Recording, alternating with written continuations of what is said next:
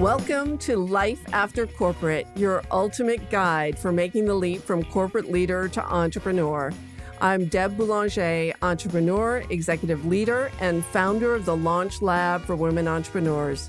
This is your time to break through the glass ceiling once and for all and get your ticket to the C-suite.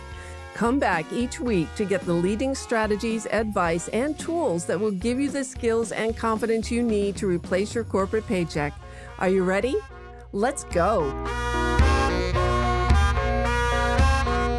Welcome, everyone, to another episode of Life After Corporate. I so appreciate our return listeners. And if you're new to us, welcome home. I am super excited to share with you a very special guest who's here with us today, Tiina Wilen, who is a coach. I know I was going to botch that name, right? I just can't do it. Tiina, say your name for Tiina us. Wilen. Tiina Wilen. Don't worry. I'll keep trying. So Tiina and I are in the same incubator program where we are both growing or scaling our businesses. And I asked Tiina to come and speak with you today because she has a very unique scaling methodology for people who want to leave a legacy with their businesses and grow big. And this episode will be perfect for you too, even if you're just getting started, because it will inspire you for what's possible. And if you've been at this a while and it's not working, you will definitely want to sit up and take notes because Tiina is brilliant at strategy. And I know you will get big insights from our interview today. So Tiina, welcome. Thank you so much. And thank you for tolerating. I can't speak Finnish or Swedish. Don't worry. Nobody can. Tell us where in the world you are right now. Right now, I'm in a very beautiful town called Mariefred. It's about 1 hour south of Stockholm, and we live here. My husband and my 2 kids. I'm married to a Swedish dude. We have 2 kids, and I am from Helsinki, Finland. And these 2 countries are different, Finland and Sweden. So don't mess with me. Don't mess with me. Don't mess with me. I'm a Finnish woman living in Sweden. All right, that's important. You are such a badass. You are really a badass. What I love about you is that you tell it like it is. You're very much a straight shooter, and we'll ask you about your background. But I know you have a background in IT and engineering, and let's talk about how that influences your approach to working with entrepreneurs. So tell us, what is your life after corporate story, Tiina? And when did you make that big pivot? Okay, so I think that, well, first of all, my background is in engineering and in IT consulting and management consulting. I used to work with big banks and did a lot of very complicated IT consulting work that you can't really see. So we were not in that thing, that type of IT where you can see something like cool apps or cool anything. We were just building like really, really some kind of technologies that you can't even understand what it is. And it's just something that does a lot of integration platforms and such. So not so sexy stuff, but very important. So I studied engineering at school. I migrated from Finland to Sweden when I was 19.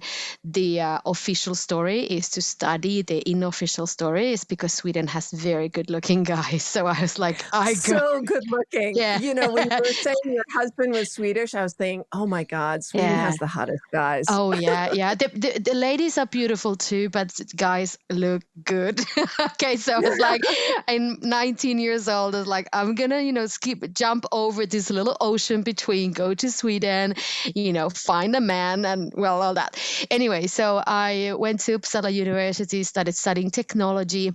I thought I'm going to become a lawyer, but then I realized that maybe technology is more my thing.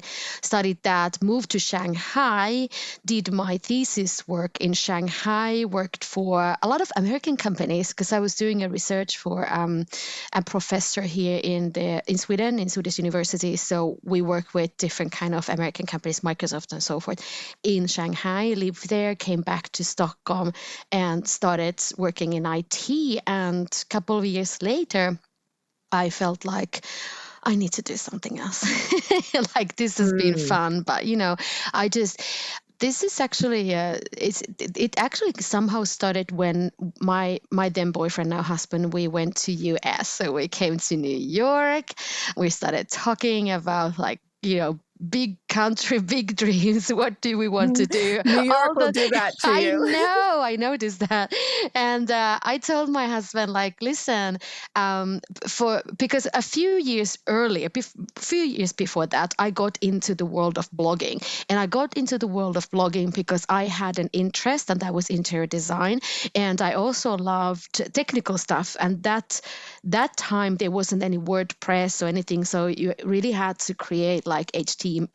I can't even remember what they were now, but like you Oh, had I to, know. yeah, so you had to create your blogs and do that kind of coding, and I kind of found it interesting, and I was single then, so I started an interior design blog, and then I wasn't blogging so much, but when we were in US some years later, I told my husband that I'm really, really interested in the design, a specific style that you have on the East Coast, and I wanted to bring that design style to the Nordic countries because we did not have that.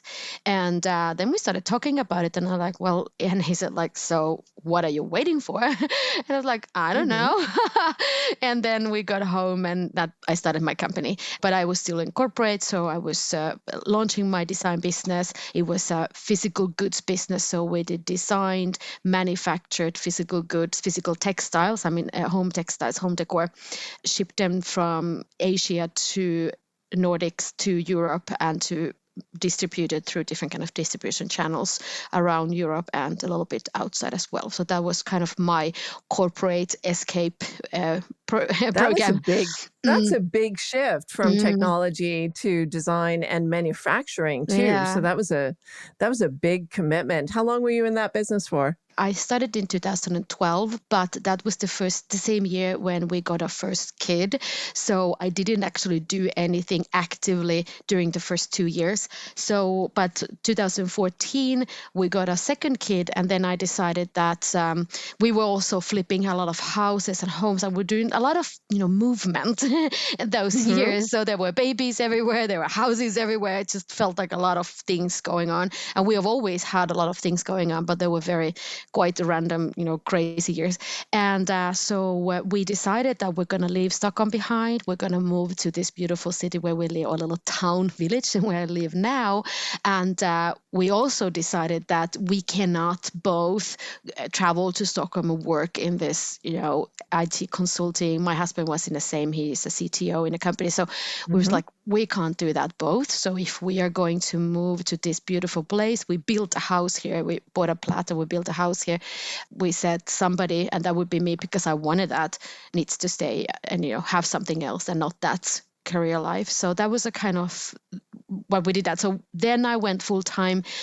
Gosh, now time flies. 2015, I went full time with the design business.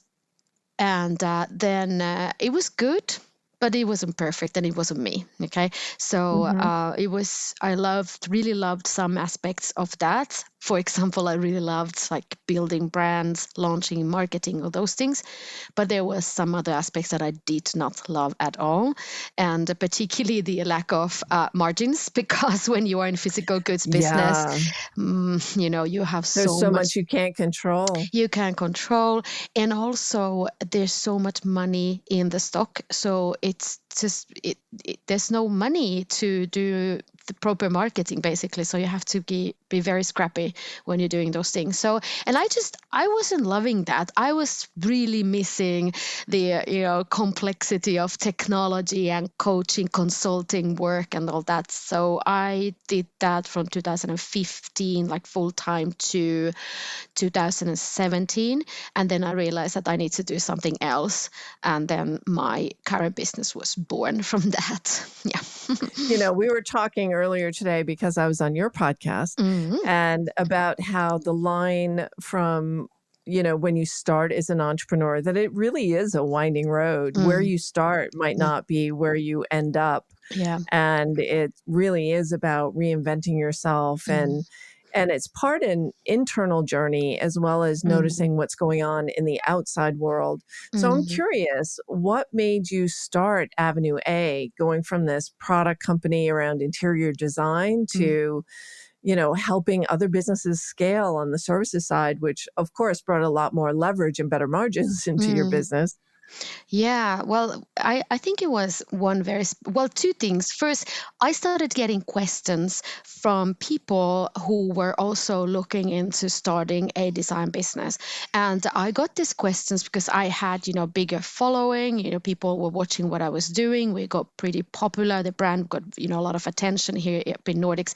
So I started getting these questions from other women who said, listen, how does an IT engineer starts and launches this type of design brand and gets into all the TV shows and magazines and all that? So how did you do? So it's like, I don't know. Yeah. But I can try to create some kind of step-by-step instructions how I did that. So that was a kind of the first step into coaching, when I just start like, oh, well, I can teach you, I can show you how I did, and I can help you put together a physical goods business. So that was the first thing. But then there was an interesting situation, and we talked about the sales thing. So in my podcast earlier today, when I was in IT, and since I am an engineer, so I am a creator, I build things, like that's just how I'm wired. I always thought that sales was something bad, something I didn't want to engage in, so something that I'm gonna leave it to somebody else, and I'm just creating my products and whatever, and somebody else is gonna do the sales. And in my previous business, it was like that. I had a sales team of 5-6 people around Europe, and they were selling our textiles to retail stores and partners and different distribution channels.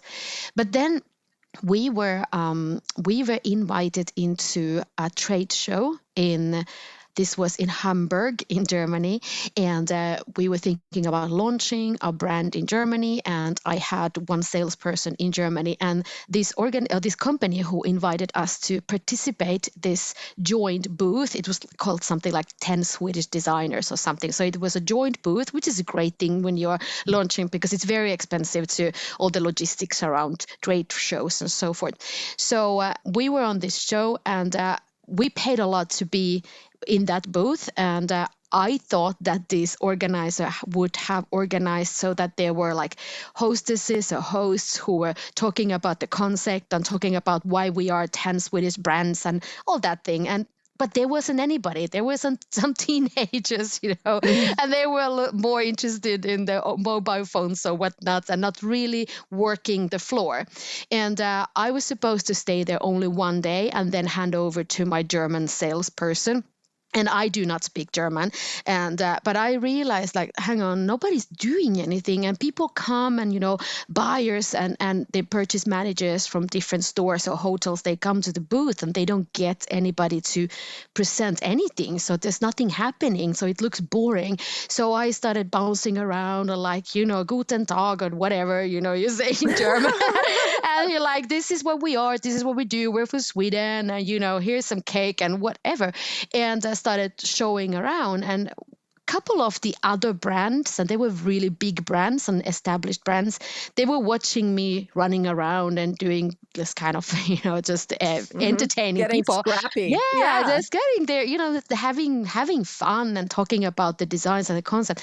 And they said, Tiina, do you need to leave tonight? Because I wanted to go back home and leave the rest of the booth at the trade fair to be my salesperson's responsibility. And they were like, do you really need to leave? Can we please pay you to stay here for the whole trade fair? Because you are working this booth. So you are so good at this.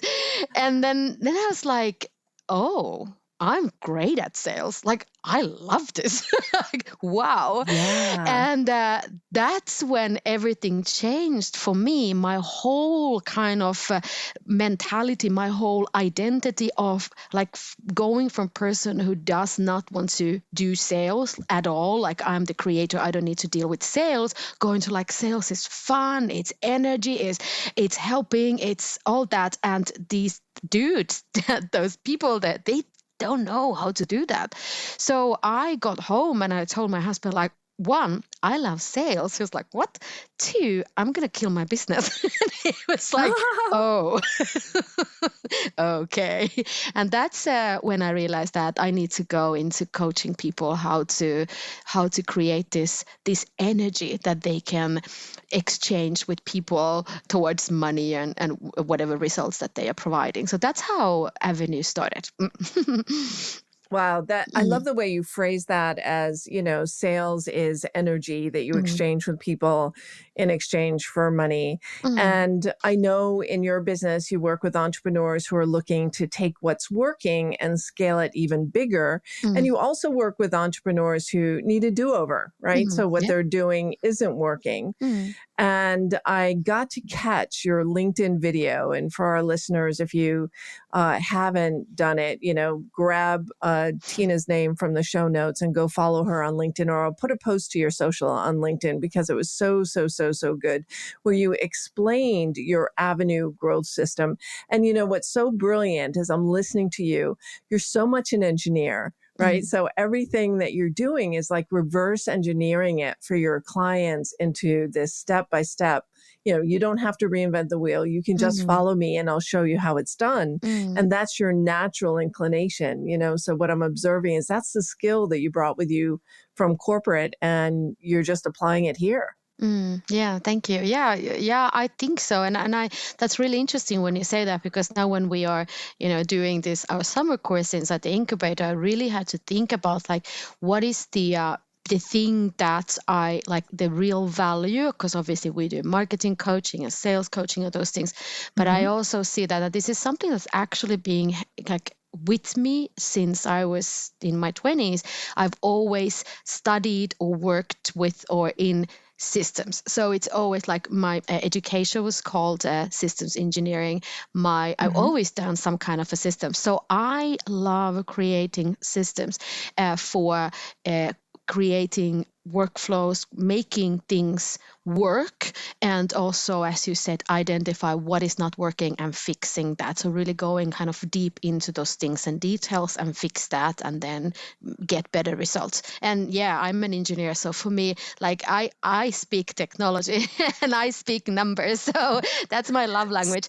But I understand also that not everybody else is so excited about those things, but they want to have the results that engineers usually can bring to when they really start like getting into pushing buttons and putting together some wires, and then things work. So So yeah. tell us a story. Tell us a story about how you've worked with one of your clients and how you've really engineered their scaling success.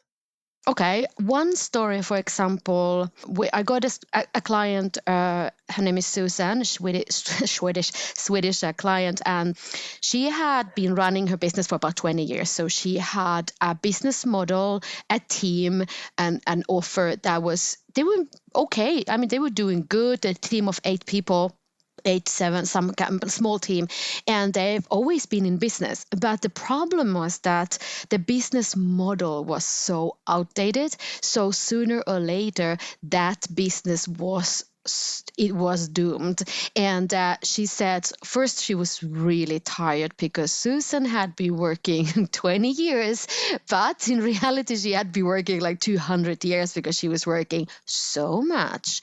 And there was not really clear structure around her business, and it was just she was tired. So one thing that she wanted, she just said like, I just need to talk about these things, because obviously I cannot talk with my team. That's not what, you can't do that. When you're a leader, you need to have some other people you talk with when you are going through different kind of changes, particularly changes. If you've been running business for a longer time, you know that, maybe your team is not so the first ones you need to you talk through the changes with. Anyway, so when I started looking at her business, so we started looking at, okay, so how are you doing, or what are you selling, and how does this scale, and what is the future of this business? And since I work in the technology field and I have been in the online space since 2008 when I started my blog. So even though it was never supposed to be a business, it became a business later on and all that. So I've been seeing everything from blogging start to social media start to webinars to all those things. Just like you, we've been doing this kind of work and really seeing things come and go and develop like that. So I know about different business models, what could be possible, and really without losing the team, because we really wanted to use that team's expertise and knowledge and skills, but we had to do a remodel of that business.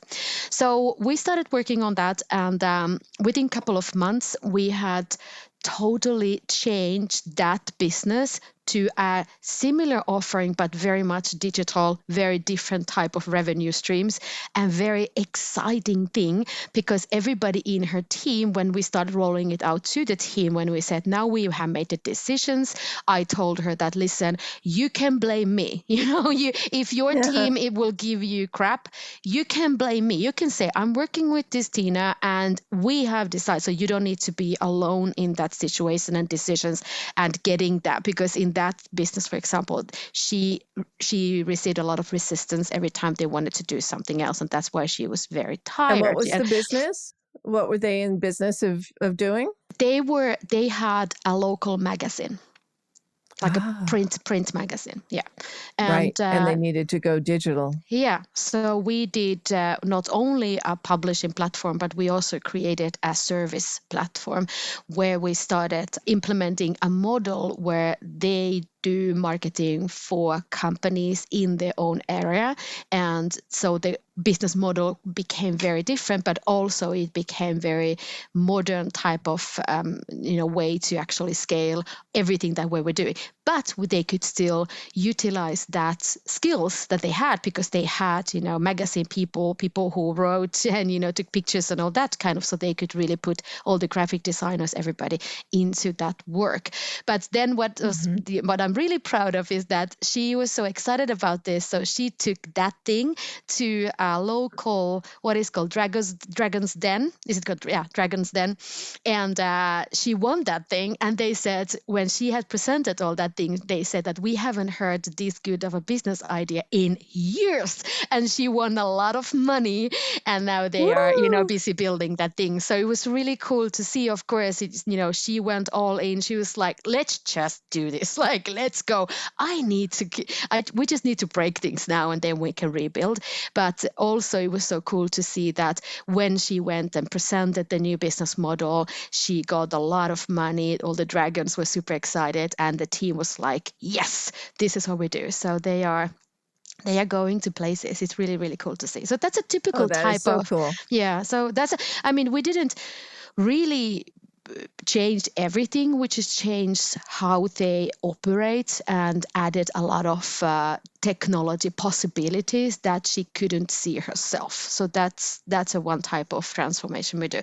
Sometimes then we also have cases and one fantastic clients that have been operating one type of business, for example, restaurants, for all their lives, and then they go like, I don't want to do this anymore. I love being an entrepreneur. I'm doing good, but I'm done running restaurants. I want to do something else.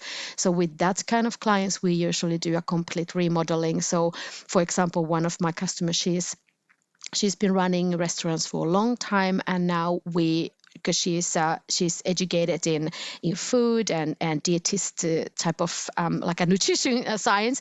So we are building her platform to become a nutrition coach for women over 50s. So that kind of transformation to happen when you engage. We love clients. We love clients who are willing to break things, right? Yeah. To break things and build new things. Yeah. So talk to us about your Avenue growth system. Okay. What does that look like? If I'm a company that has a business model that's not working and I don't know why, and I come to you, what do you do?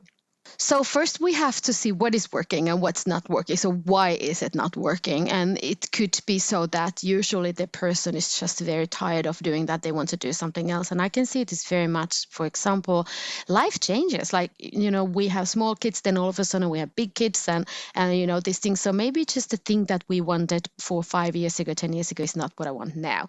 So the first thing is just to see, what do we really want? Like, what do you want? Hmm. Because I think everything is absolutely possible, but it's just very different how quickly you can get there depending on what you have. And when I say what you have, I mean, what are your advantages? Some companies have a lot of connections. Some companies or people have a lot of cash. Some other people have a lot of something. Some people have, natural born personality that they are very outgoing and they don't mind speaking on stage and so forth. Some others not so much. So what is that you have and what you don't have? And let's not focus on those things what you don't have, because we want to get momentum quickly. So that would be the first thing we start looking to.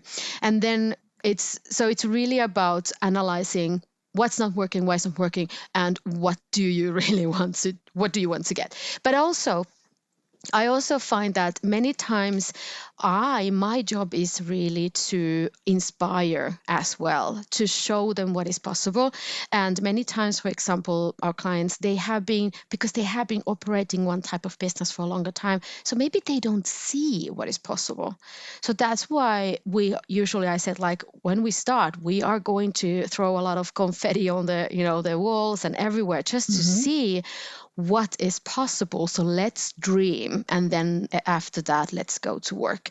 And then we start a very systematic process of putting together assets and systems that will help you increase the value of your company, but also make your growth journey and your work much more joyful, fun, and not work 75 hours a week. so that's a kind of rules that we have. We do not work 75 hours a week. I know we were Mm, talking earlier today because I'm in the US and you're mm, in Europe and you're on holiday. mm. And I'm thinking, oh, I remember holidays. Yeah. So, yeah, we want to create businesses where we're not working all the time, Yeah. where there is leverage. So, talk about those assets. When you talk about assets in your business and different categories of assets, what do you mean? Okay, yeah. So I talk about everything that can increase the value of your company and also can make your company be run by somebody else or something else. So, for example, I love automation, but when I say business automation, we don't necessarily talk about things like having a tool that is publishing something on Instagram. That's not that kind of business automation. And it could be everything from, for example, making sure that your bookings will be rescheduled and all that. That is automated. You have systems, your invoice and your processes are working. And that is, of course, something that requires technology assets. So, for example, we like to talk about 8 different assets. And the first asset is product assets. So every business needs to have products that they are selling. And now it doesn't matter if you're selling services or physical goods and anything. We believe that you have to have a specific product that can enable the scalability and growability of your business. And usually, when you start engineering different kind of product assets, you have to think about that there are certain products that have a certain type of something that they need to do in your business, and they are not always doing the same thing. So, for example, we love to talk about that all businesses should start looking into creating an ecosystem of products where we have the first product is lead offer. So that is something that you use in order to get people to raise their hands and say, I might be interested in this. I don't know yet, but I'm willing to I will pre-qualify myself to say that this is something that I might need. And the second type of product is we call this a get foot in offer. So this is something that is easy to sell, easy to buy. And the goal with this product is not to create profit. This is to create growth engine. So you use this in different ways versus, for example, you use your SO, which stands for signature offer. So this is your main product. This is your profitability, the product that will driving the profits to your business, and also the product that you're known for. So signature offers. And then we have the fourth type of product is what we call the brand culture offers, which is something that when people already are inside of your ecosystem, they keep buying from you. And these products have usually high profitability because you don't have to pay for the acquisition again. People are already inside of your system. So let's say, for example, if you are a happy business owner owning a company called Apple, for example.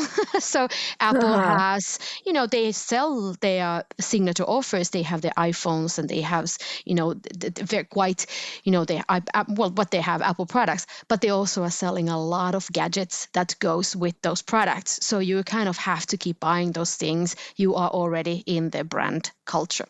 So that would be the first type of assets. Then we have brand assets. So this is everything from your messaging, identifying your values, your personality, and of course your visuals as well.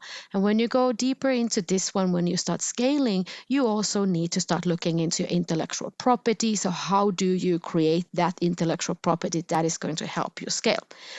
Then we have audience assets. And audience assets is the people around you who will hear about your message.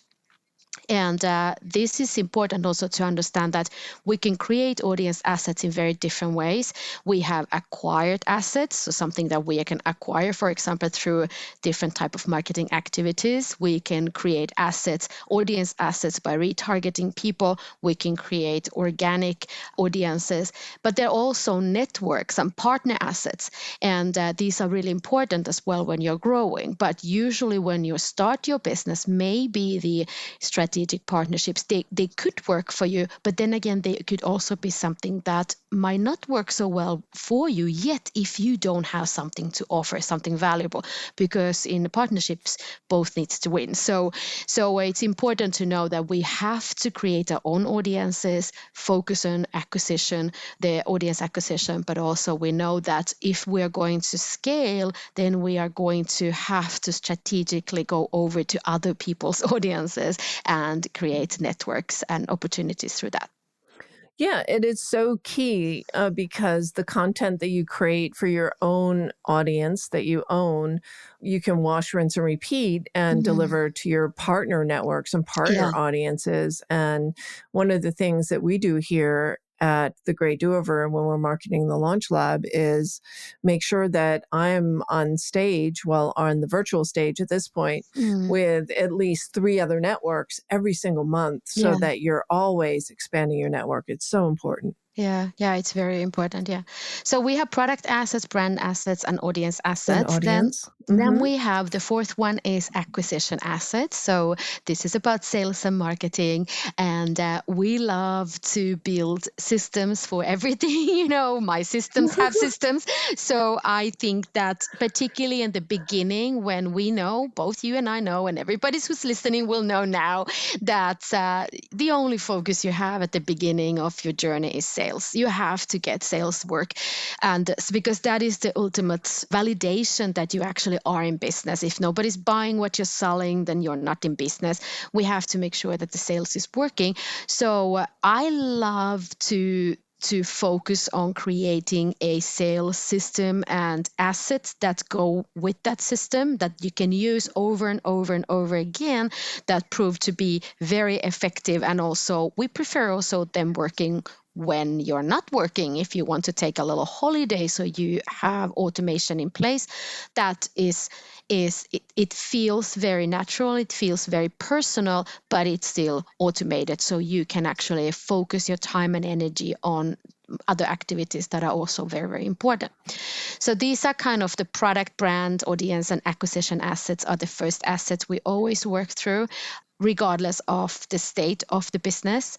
But then we have also more. I mean, when we start scaling, then we have to start looking at the people assets. Like people, you are an asset in your business, because if you, as the leader, if you don't function, there's a big risk that your business is not going to function.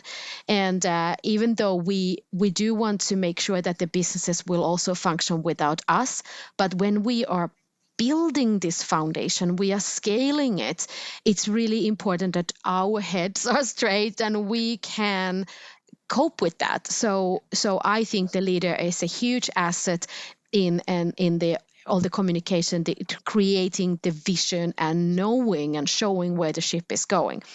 Then we have the other team members, like these are also assets. We have to make sure that we have people who are supporting us, everything from employed people to suppliers to different contractors. Also people we work with as our coaches, and the teams that we want to work with, so we can keep our head straight and continue on this journey. A necessary part of this journey. Yeah, it is, and just friends, like people, the colleagues in this world. Like I think first, now I don't feel so lonely anymore, but I felt very lonely when I started my first business. Even though I had a team and there was kind of I had a possibility to have interaction with people, I felt very lonely because I didn't have other women and men who were also dealing with these things. So it's really important to have people so it doesn't feel so lonely. I think there's two definitions to team. One is the team of people who work for you or you work with in the running of your business, and then it's your team. Yeah. Like who is on the CEO team? You have your coach, you have your colleagues, you have your trusted advisors, and it's so important. That's 5 is That's people. fine. Then we have the capital assets. So we know growth will eat cash for breakfast, lunch, dinner, and maybe sometimes even middle of the night. So I think that, well, of course, depending on what kind of business you have, you might be able to start with little money or very much money. But I think that in most cases, you can actually start a company with very little capital, but you cannot scale your company with no money. So you have to make sure that you have cash. True. So that's why, of course, how you generate the cash, it is very individual, but I think there should be different ways of generating the cash. And now when we, for example, looked at the product assets, this is when we really need to cross-pollinate, because we need to know, for example, that we have a product asset. For example, in our case, we call this a get food in offers. That is an asset that will generate cash, not profit, but just cash, so you can actually fund your growth while you go. So those things are super pause important. there for a minute. Yeah. Pause there for a minute, Tiina, because that was put foot in door, right? Not put food in door. No, get food in. Oh, get food in. Okay. Get your foot in. Yeah. Get your foot in. Yeah, your foot in. Yeah. Okay. So that's something that's easy for people to buy, right? Easy to sell. And it pays for your ads, pays for your paid for marketing, right? Yes. Is that what you mean by that? Okay. Cool. Yeah. So there's one thing is to pay for the actual advertising, but also, of course, if you want to get into bigger deals, you might need to sell something first so that you get your foot in to the company, to this client, and then you can take it from there. So for example, when we were doing IT consulting and the projects were like multiple million euro projects, we did not start by selling that, which sold workshops. And then the result of that workshop was that, they need our service, and then we could move on. So, and in design, when I had my design company, we did exactly the same thing, but of course, different type of offering. But we had a system for opening the door to new retail stores and then, take it from there.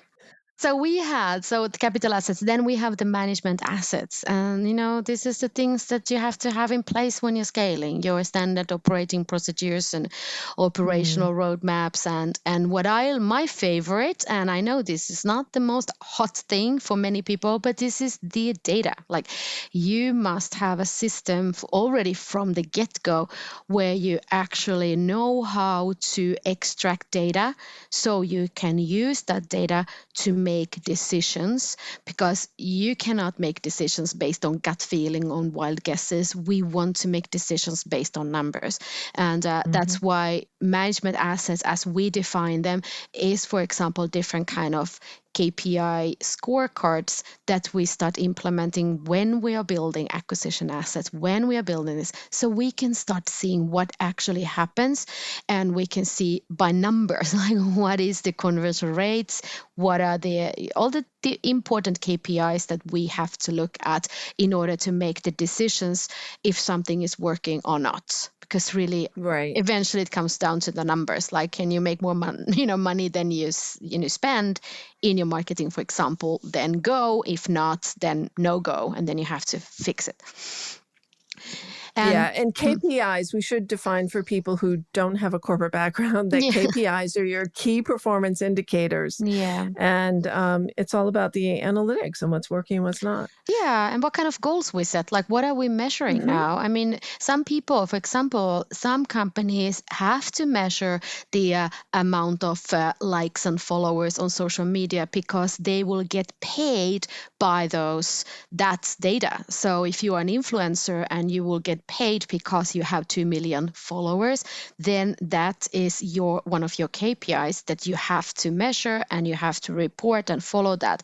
Whereas, for example, in our case, I really don't care how many followers we have on social media, because that's not something that we measure in terms of revenue. It's like Hmm. we have another model of creating revenue, and social media followers, or the amount of social media followers, is not one of those. So knowing what is your indicators of if something is going towards where you want it, and also ignoring those things that are not relevant for you, that are just vanity numbers.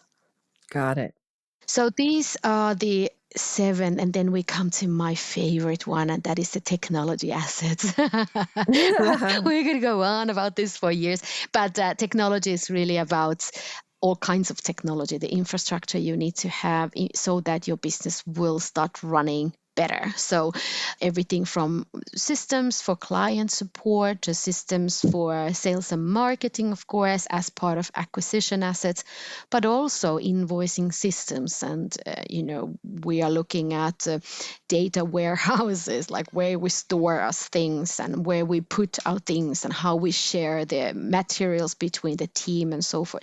So technology assets also very important to start looking into. So it will create an infrastructure and possibilities for scaling. Yeah, your business doesn't grow without technology and, putting those foundations in even early on. So if you're just getting started, there are still some basic Sure. technologies that you need to build into the infrastructure. Yeah. Oh, wow, that's so amazing. And you call this the Avenue Growth System? Yeah, the Avenue Growth System is a system where we help our clients to first identify where they're at. So, what is their next focus area? Because obviously, if you are starting out, you don't focus on, management assets. You have to focus on the other things. But then, when you start growing and scaling, depending on where you are, depending on what you want to achieve, you need to start implementing these, but you do not start doing them all by one. You just need to focus on, like, this is the next step. And then, of course, there are also different levels on, for example, the product asset creation. What do you create first and what comes then when Mhm. you start scaling? So the whole system is built in so that myself and our certified coaches, we can quickly analyze a lot of companies with the help of the tools that we have created. We can analyze companies to see where they are at right now and try to make very smart decisions on this is where you should be focusing on because of this data that we extract from your operations.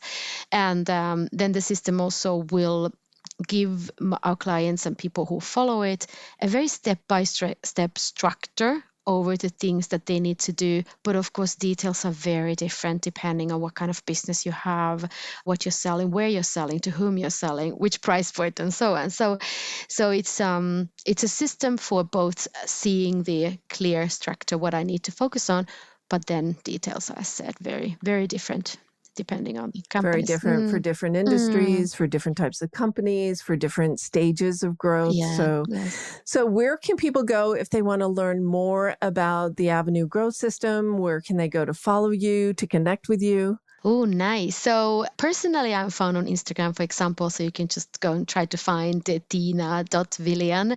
But you can go to, if you would like to learn more about these specific assets and the order of how you implement that, you can go to activateyourgrowth.com. And that's where I have some cool things that you can download home and start reading, and join also the live workshops and those that I host on a weekly basis. Not this week, but when I'm back from my holidays.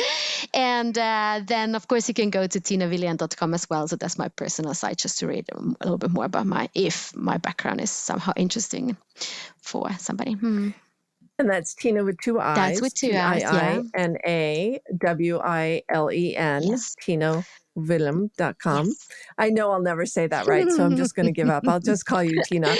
And what's up for your holiday? What are you doing next? Oh, we are first year in 6 years. We are not in Malaga or Marbella in Spain, so it's a little, boring in that sense. We love to go to Spain. We have friends there, and we're looking to eventually move there. But that's a secret, so don't tell anyone. All right.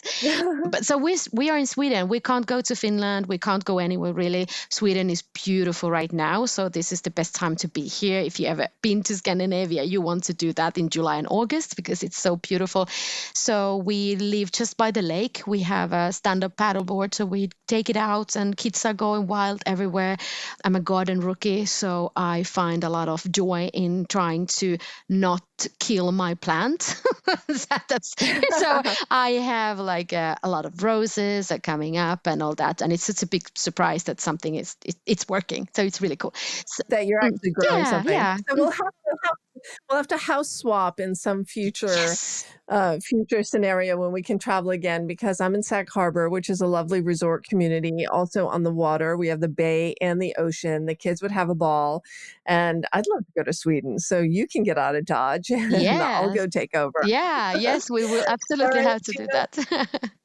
Tiina, my friend, it has been an absolute joy and pleasure to chat with you about what it really takes to scale a business. And, this is business. It's not, you didn't launch this business because you wanted to have a cool hobby. So if you're really serious about leaving legacy and scaling to a 7-figure, multi-8-figure business, then this is what it takes. Yeah. And Tiina is the one to help you make it happen. So thank you so much, my friend. Thank you so much. We'll talk to you real soon. Let's do that. Take care. Thanks. Bye. Thanks for listening, my friend. If you enjoyed this show, please head over to iTunes and subscribe and leave us a review. And be sure to hop over to the Life After Corporate Facebook group and join other growing entrepreneurs to get weekly tips on how to create more money and meaning doing work you love.